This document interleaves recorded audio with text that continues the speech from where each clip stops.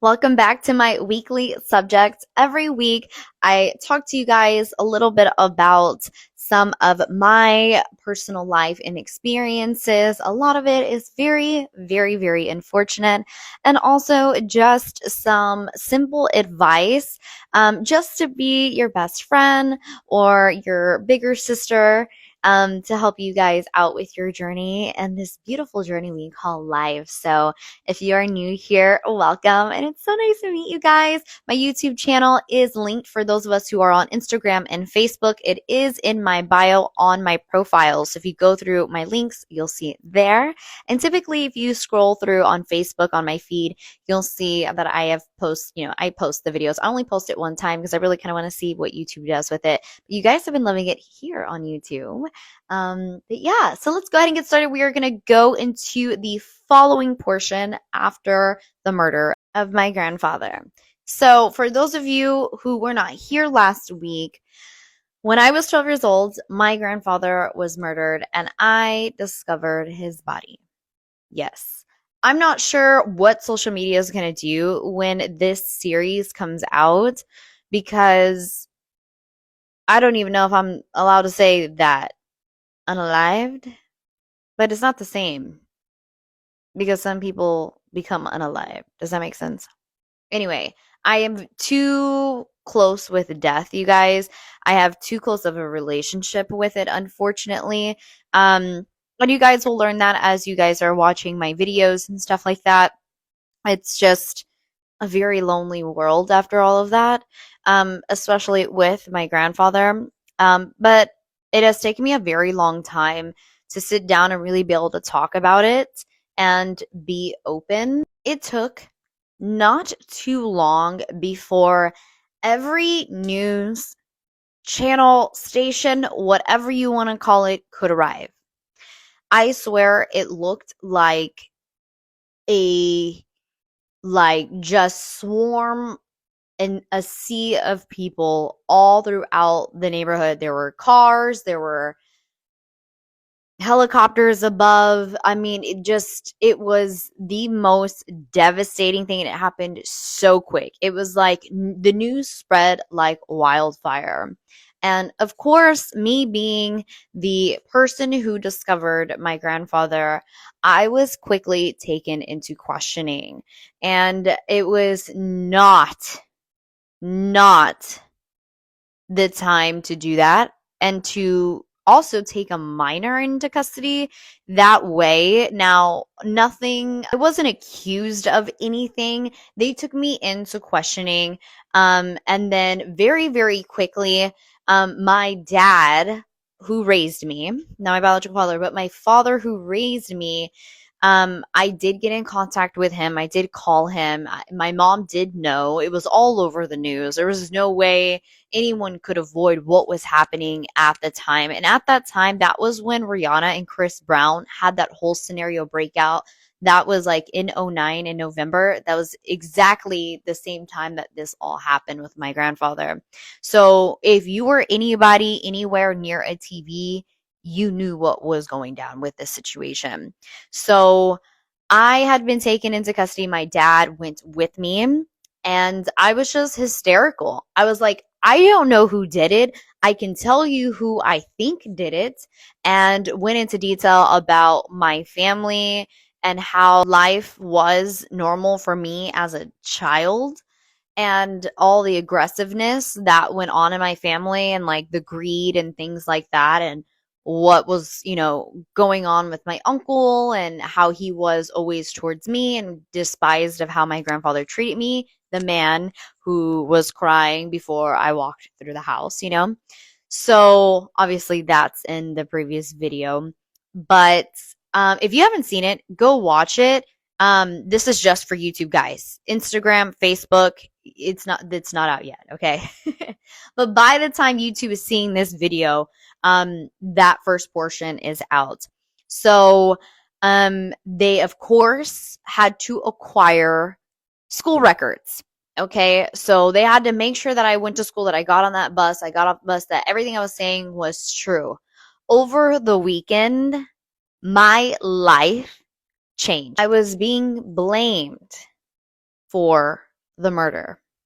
I remember my one of my oldest brothers had came down from the city he was living in at the time, and he I hadn't seen him in like a couple of years. And mind you, all my brothers are older, like they're all in their 40s and stuff. Like they're much older than me. Definitely a very much different generation than I am. And he had said something about like they're saying you saw his head. And I was like, I didn't want my family to know what I had seen until now, until they're probably watching this. Now, my mom and maybe a couple of other people in my life really have known all these years. But now you guys know, everyone else knows now what I truly had seen. Why did I not want them to know? Because they were against me.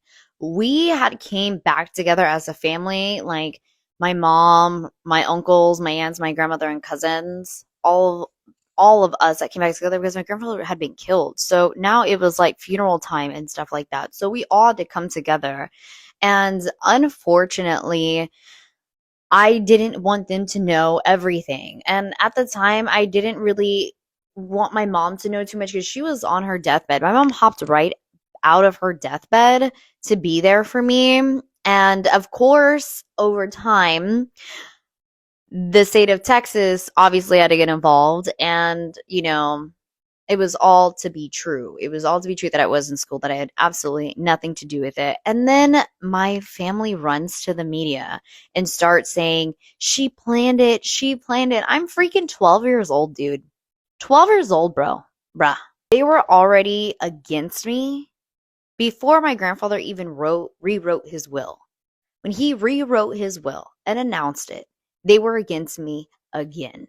So what makes you think that they would all of a sudden be for me because my grandfather was killed?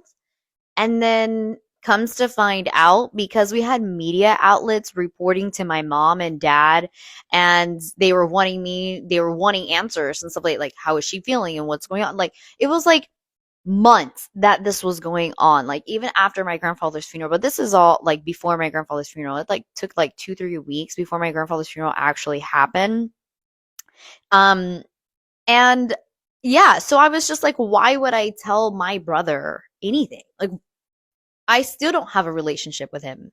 I didn't tell my family that reunited what I had seen at all. I actually never even really told HPD what I had really seen. Now, the state got involved anyway because it involved a minor. And I had seen what I discovered him, regardless of what extent I had seen the state of my grandfather.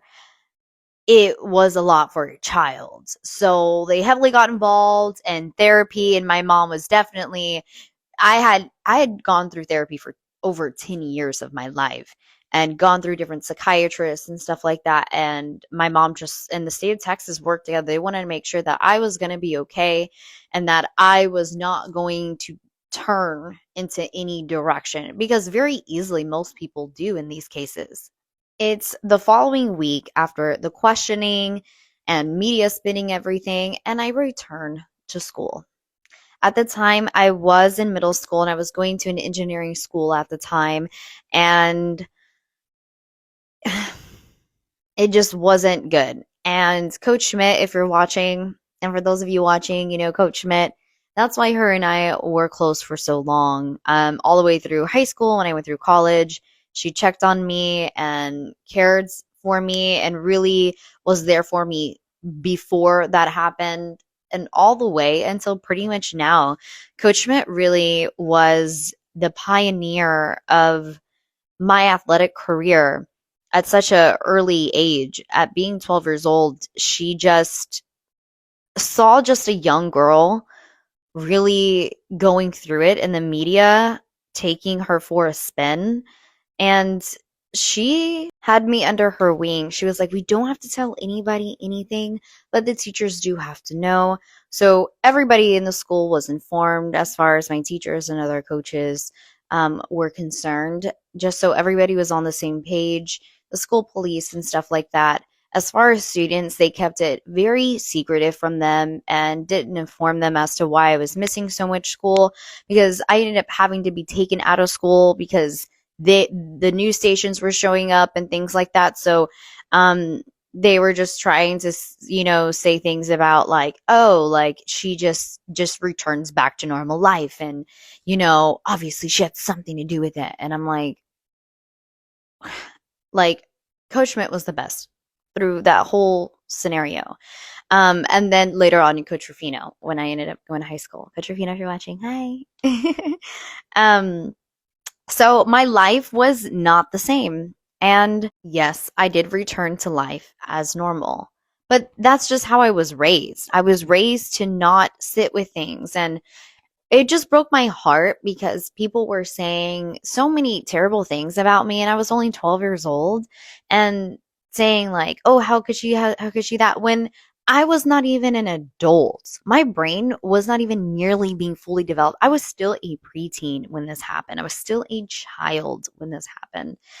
And like, unfortunately, some people just aren't taught that don't let things fully consume you. Don't let them take you over. You can sit with it. You can cry with it. You can even boil over in certain ways in your life, but don't let it show and don't let it take you. Like, don't do that. And they didn't have that kind of strength, and that's not my fault. That's yours. Like, it's your fault for not having any kind of strength like that in your life. That when you were going through a divorce, you tumbled over like a dang weed. And then I have a whole scenario, and I'm like moving on. Like, I only have one life to live because you only have one life to live. My grandfather did not leave this earth wanting me to be unhappy at all. So, yes, I got back up and I kept going. The funeral for my grandfather was the most devastating reunition with my family I had ever had to go through. I saw my mom being ripped apart left and right from my family, and them creating and making decisions without her, and them still talking mess. I mean, the people are still the freaking same. Like, this is why they're not in my life. Toxic is toxic. Okay, I don't care if they're family or not. I did go back to playing ball that following spring. So this happened November, and then by February I was playing softball again. And I was going for it. And that whole first year, it was very rocky for me in a lot of ways, but for whatever reason, I was still the same girl. And nothing hit me until exactly a year after that. So right around November later that year, it was like seventh grade. That was when my world went for a spiral. I'll never forget. I laid at the end of my mom's bed and I said, "Mom, I'm seeing like flashing lights in front of my eyes." And I lay down and I took a deep breath and I said, "Mom, I feel like I'm not gonna be here anymore. I'm scared." As soon as she could, she took me to my family's doctor, and that's when they said that I was suffering from anxiety and that anxiety was soon going to lead me to depression. Oh my God, why am I crying? Oh my God, I want to cry. I'm sorry. So I did. Um, I was diagnosed with it, and therapy sessions got more intense for me throughout the following years. I'm so sorry. I'm so sorry. I just feel so bad for like that little girl. I'm so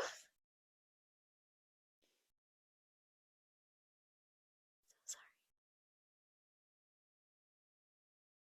I feel so bad for her. That little girl that went through all of that. Sorry, I had to grab a tissue. Um,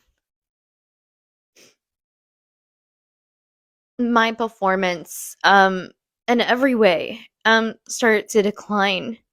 Therapy got really intense, and I was going to therapy like every other day, and I was doing counseling in middle school. And gosh, like, I feel so bad for like all the coaches and the teachers and the counselors that like had to watch me go through that, because like what advice could they have given me, um to watch a young girl have to deal with that. And like I felt like I couldn't go home half the time. I was disowned by my family prior to this whole scenario happening, and then like the one man who like worshiped the ground I walked on, that really was a father figure, he was gone. I naturally had a lot of responsibility on me as a child. And then you throw all of this on top, you know, and then me having to navigate through all that by myself, because my mom was just watching her daughter go through that. It's one thing to be the parents and an adult bystander, but it was me that had to go through it. It was me that had to figure this out. And of course, depression took me over, and it would follow me through the rest of my school life. And I had good years and bad years. Of course, I pushed through it all. When I got to high school, Coach Rufino really saved my life, like, especially like volleyball tryouts. I'll never forget it. Like, I just remember being there and she was like yelling at me, and I just had this smile. Now, a lot of you might be like, what? So, I come from really tough love. And my grandfather taught me that when he was yelling at me and he was correcting me, that it was for me to take constructive criticism and strive with it. So, I would always take what I felt was valuable to me and applied it to better myself as an athlete, as a person, etc., etc. Just straight wisdom from a much older generation. So when my coaches were yelling at me, I was like, they care. Like they want me to be better. So of course, Coach Schmidt was light for me all the way through middle school, and then transferring and doing volleyball camp to get into high school sports. Coach Rufino was there, and she was yelling, and she was the loudest one, and it was my dream to play for her. So I did, and she just changed my life after that, because I was taught that that's supposed to push you and you're supposed to respect your authority. So, I mean, of course, going through, let me tell you, like through my seventh and eighth grade years in middle school was the worst for me. I think I just rebelled against life, and no adult could understand me. Nobody could put their self in my shoes. There just wasn't anything that no one could absolutely relate to my scenario.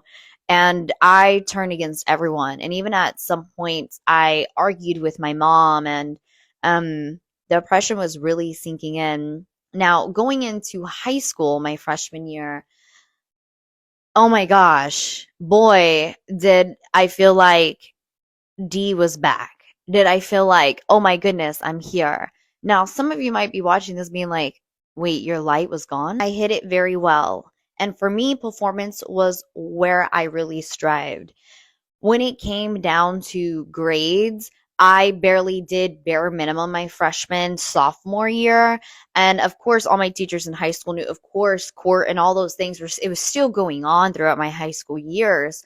But where I really, really was able to escape was in performing, was in ROTC, was in dance, was in volleyball, was in softball. That was like that kept me going, was that like I could throw everything into it, my anger, getting kicked off the field, and having my coaches yelling at me, and me getting mad at myself and holding myself accountable and saying like, this is your fault why the team lost. You scored 6 runs, you should have scored 8. Like, it gave me an outlet away from reality. In school wasn't that. school was where I sat with it. And when I was finished learning and I was checked out of the subject or whatever it was, my mind went straight back to it. I miss my grandfather and this and that and this and that. And I had to stay really, really busy. So I got into other clubs and stuff like that. And, you know, performing was always it for me. And where grades changed for me was I was like, hold on, I have to get out of here. I'm going to college. So I've got to figure this out. So I did. And I started to kind of like pick up grades as like a performance. Now in some grades like math, don't even ask Coach Ramirez. Coach Ramirez, if you're watching, I'm sorry. I was like, don't put me in Coach Ramirez's class because I'm not good at math and I hate numbers. Now I love numbers. Like now I'm like, more, baby, more. I hit a lot of dark times during high school. And I think one of the darkest moments for me was when Coach Rufino was no longer my softball coach. She was the only reason I went to a public high school to even begin with. I was actually looking at going to St. Pius and taking a scholarship there. And I grew up seeing her coach Anne Marie Taylor and my older cousins that were just incredible softball players. And it was my dream. And when I got the opportunity, I did it. And my sophomore year, she was no longer a coach and it wasn't her choice. So my junior year was rough. It was really rough with my new coaches. And my new coaches were not safe, to say the least. I don't think if I'll talk about that. I'm not sure. But, like, it's just like when you have good people around you and all of a sudden they're gone, like, these new people have to relearn you and you have to relearn them. And I was not open to doing that. I was like, no, no, no.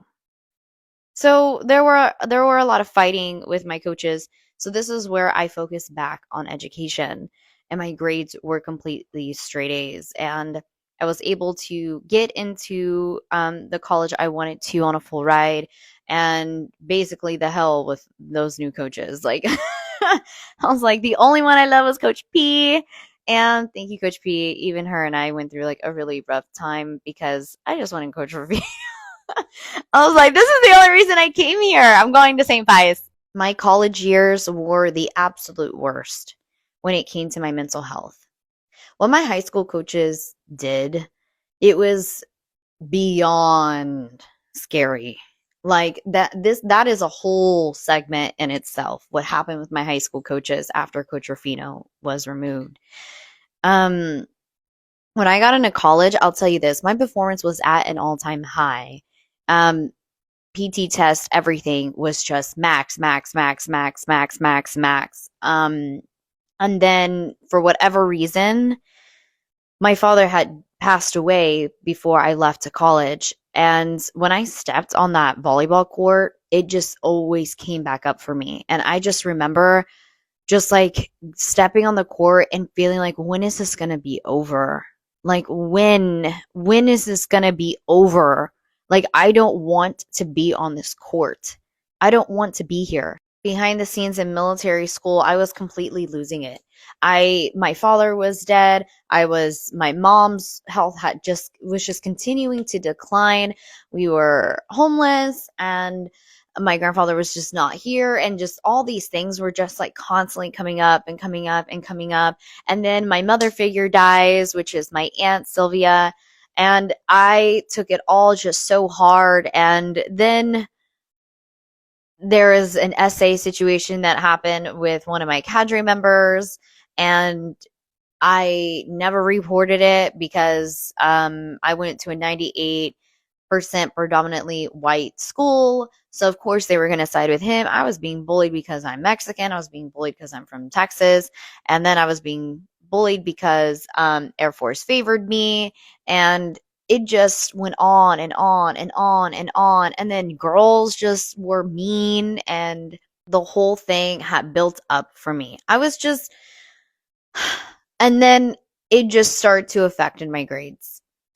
And it was no longer performance fulfilling for me. It was no longer like just like I honestly, I'm being honest with you, like we're lucky I'm alive right now. I'll just say that. I'll just say that. That was really rough to deal with all that. And then like your dad's dead and all this stuff. Like there was just so much that I just I don't know. I felt like I just didn't want to take it anymore. Like I was just like done, you know? God, why am I crying? Here we go. My depression was so bad. I wouldn't eat for 3 days, 4 days straight, and then go to training. I did intense training. I did Air Force and Corps training, which are two different trainings and two different parts of the day. And then I had volleyball and cheer training and softball. And I was on scholarship. So if I didn't perform, there's no way in the world I would even be there to begin with. So I finished up my sophomore year and I got into a whole scenario with ranking. And they, for some reason, I was being like, they were like, no, we can't give you this rank. And I'm like, why? Like I earned it. I graduated and now I'm at my next level. It's like, why? It's like I like it's time for me to manage things.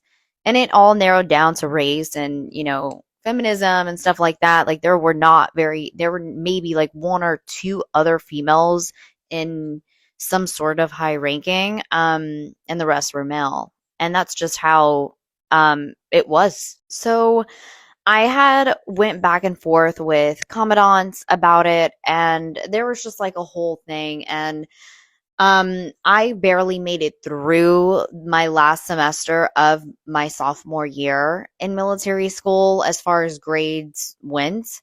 And I left the volleyball team, I left cheer, I left softball, I left everything. And I said, basically, F you, I'm going to California. I said, I'm going to California. I'm hitting a glass ceiling here. I've done what I've needed to do. Like, as an athlete, especially as a female athlete, your career only goes so far. Like, there isn't even softball in the Olympics anymore. So, it's like, where do you go from there as a female? And this is just an open and known conversation. Like, I left everything because I was done there.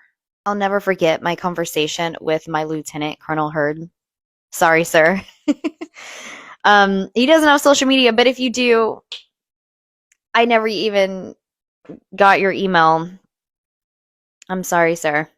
Um, I remember I went to his desk and I said, I'm leaving Norwich University. I will not be here anymore. I'm gonna go to California. I'll go back home. I'll go to Rice, finish out Rice, and then I'll make my decision from there if I want to commission. And of course, he was like really hurt, because he wanted to commission um, his female aviationist. Like he wanted to do that. And I didn't give him the opportunity to. And I just told him, I said, they don't want me here. And it had nothing to do with Air Force. It really was just like Army. It was really just Corps. And I said, our commandants, our generals do not accept me. They really want a female to go in there and abide by their book. That's what they want. They don't want a leader. They don't want someone who's going to go in there and say, look, we need to do this for the better and for what's best. They don't care what you have to say. They didn't care what I had to say about any decisions or any meetings that we ever held, and trying to grow Norwich in certain ways and kind of not change, but add value to our United States military as an officer. And you would think that they would listen to their officers. No, no, no, no, no, no, no, no. No, you listen to the book and you do what they tell you to do. That's it. Just because you have rank, you have the education, you have everything way past the qualifications, you keep your mouth shut. Like, you just do as your generals tell you. That's it. Leaving was very difficult for me because I had worked all my life and went through all that depression and all the anxiety and all the panic attacks and all the scrutiny and all the bullying and all the jealousy and all the BS to get there. And I did. And I graduated the Corps and I did what I needed to do and pursued my contracts and I moved on. I went to California and then came home and I ended up taking a naval contract to Arizona. So I went to Arizona for half a year, and that's when my mom passed away. I came back home, I moved back home, finished online, and the rest is history. I knew that I had to get rid of all of that. I knew I needed to heal myself. My mom was the final piece of that. What I had seen was everyone suffering. My mom was suffering, my dad was suffering, my grandfather was suffering, my family was suffering, my childhood was suffering, everything around me was suffering, especially with adults, and all the other passings that happened. There were a lot of other deaths that happened all in between there that I didn't mention. And then I was suffering essentially.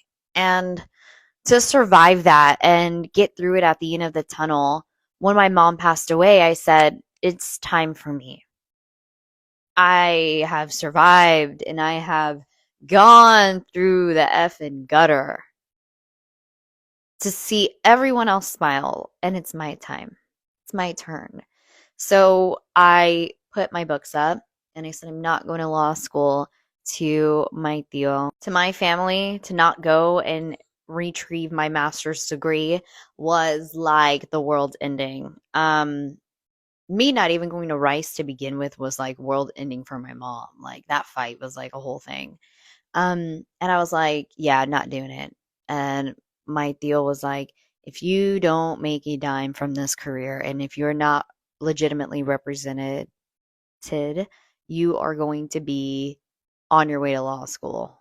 And I was like, fine, but if I do, I'm going Ivy League. And I didn't go to law school. Yeah, baby. None of it was easy. None of it has been easy. And I will say this, if you are in a long trial with yourself, whatever the scenario is, there is light, but it's not easy. I want to close this off, and I will say this again in another video, I'm sure, in another way, especially when I go through that high school stuff. We'll go through that. The way adults acted through this entire time was repulsive. I have never seen adults act so out of character. And I'm not even talking about my parents or like I'm not them. Like my own family, like my grandmother, my uncles, well, they had already been acting a dang fool since before my grandfather was killed to begin with. Okay. And it was like the people surrounding just didn't know how to handle me in this situation. I am a freaking human being. People are going to react. Through this, my parents were amazing. My coaches were amazing for the most part. My teachers and professors were amazing. My therapists, my counselors, my psychiatrists were amazing. My doctors were amazing. But the rest of them, Lord Jesus save you. I'm just going to be real honest with you. Like let me just look. This is why it's really hard for me to listen to most adults who haven't seen the dark side. I get it. We have all been through something. But Lord Jesus, I am only 27. Most adults twice my age still have their parents alive and then want to turn around and give me advice. Having all these adults telling me how I should have been acting, how I should have been doing, and blah, blah, blah, and this and that. I'm like, have you seen the dark side, cuz? Have you seen the dark side? We've been through tough times, but not all of us have seen the dark side. Let's be real honest here. Okay? The dark side is very different from tough times. It is very different from tough times. The dark side is a very different side of the world. And I think that's why I see the world so differently. Um, and it's just like the way the media acted and the way they portrayed everything. And it just like absolutely blew my mind how adults were through that entire process. So the ones who didn't try to understand are the ones who didn't find some sort of openness in their hearts and in their minds. Like, I wish you the best because you failed yourself, not me. You made it worse. Oftentimes I hear my high school was the best or my village was the best. No. Mm-mm. Mm-mm. No. Mine was. Mine really was. I had gold in high school. I had gold in middle school. And there was just a little bit of gold in college. But all of you saved my life. Like, you really did.